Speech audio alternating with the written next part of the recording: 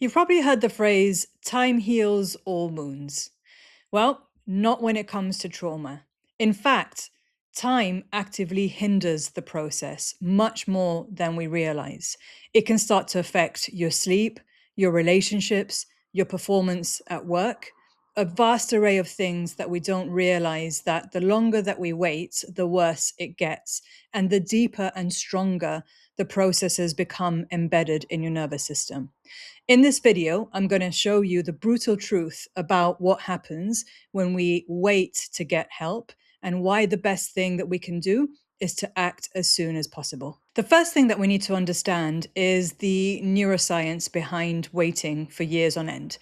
So, the neurobiology of trauma is one of the most important things that I talk about a lot because we don't realize actually that when we wait, the neurological connections that we're then creating are embedding trauma responses within our brain and our nervous system. When you experience trauma, your amygdala, the little smoke alarm in your brain, starts firing off. Adrenaline and hormones are flooding the body. And these are signs to your body that there is danger. And so, the more times that this happens, the more embedded that these responses will become. Think about your neural pathways in the same way as a path through a forest, for example. So, the first time that anybody walks that path, they hardly leave a trace. But then, by the time that hundreds of people have walked through that same path, that has become a deep groove and it's hard to avoid. And this is what happens when untreated trauma creates these pathways in your brain. They become deeper and more embedded. So stop telling yourself that time will solve this problem because time is really only going to make the problem worse. A good example of this would be if we start to have sleep problems, which is quite common when we experience PTSD symptoms. So the occasional sleepless night will start to build upon itself. So let's say that maybe you have a nightmare about something that happened to you. By the time that you have that first nightmare, now it's starting to create a sense of danger with going to sleep. And so, if we're having nightmares every night for a long period of time, all of this unsafety is being created as a pathway within the brain. And so, when these pathways are created, it means that we literally can't switch off. And these are the ones then that will keep us awake at night and will start to associate danger with sleep. And sleep isn't the only thing that becomes harder as we avoid seeking help.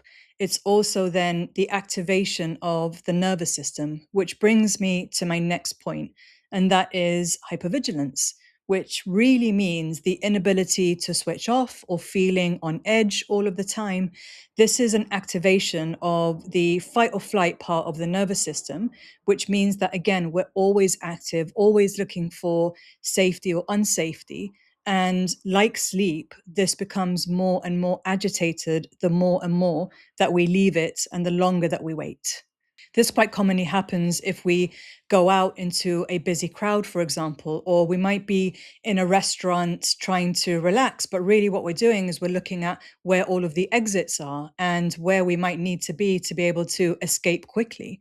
So the perception from people that are with us might be, oh, well, you're not even present. But actually, what's happening within your body is that you're trying to protect yourself because that threat system is going off constantly. And when you can't turn off that tactical awareness, even in a safe environment, that will create the neurological connection that even in quote unquote safe environments, there is still threat. And that will become more and more embedded within the nervous system. So if you're finding that you can't even relax when you're home trying to relax or trying to do something that doesn't involve anything dangerous, then I would ask myself that question. What is going on here? What am I associating with danger? And why do I feel on edge all the time?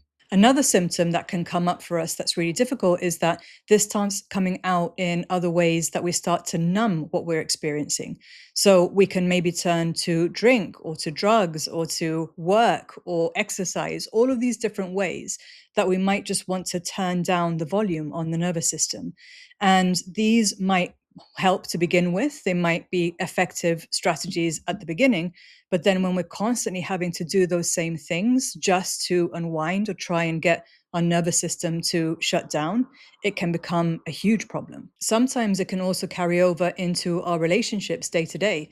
So, because we're feeling so wired all the time, so anxious, and we feel unsafe most of the time, they can also make us quite reactive, quite irritable, and we might take it out on the people that are close to us because that's what just tends to happen.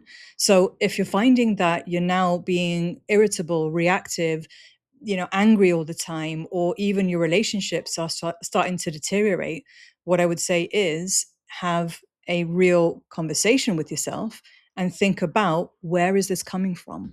As someone who's treated hundreds of people from their trauma, I can absolutely tell you that waiting is the worst thing that you can do and that it's not going to get better with time. Hands down, I'm not here to bullshit you. This is the reality of what happens within the nervous system and the brain. And so early intervention is so crucial because getting help in the early days is going to cost you so much less in lost time, lost relationships, loss of control, all of the things that can create a sense of unsafety all the time. And so I would just suggest to really truly have a conversation about what is the outcome that you're looking for. Because if you're looking for things to just progressively become worse and get to the point where it's unmanageable, that's the thing to do with waiting.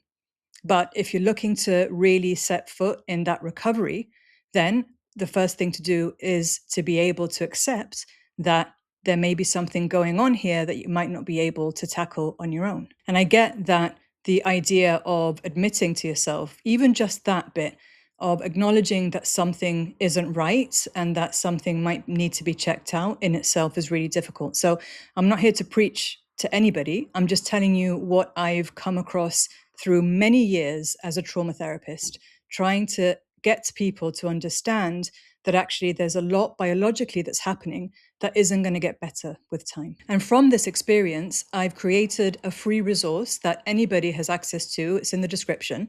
It's a very quick quiz, takes less than 3 minutes, and it goes through all of the symptoms that I just talked about. And you can take that and just kind of see where your risk score is, really. That is what it's there for. So this is completely free. It will help you to just identify where you are, and it will give you very simple recommendations that will be tailored to where your situation is. So that is in the description. So click the link in the description if you want to find out a bit more. And if you found this video helpful, then please feel free to subscribe because I'll be sharing a lot more content around this topic.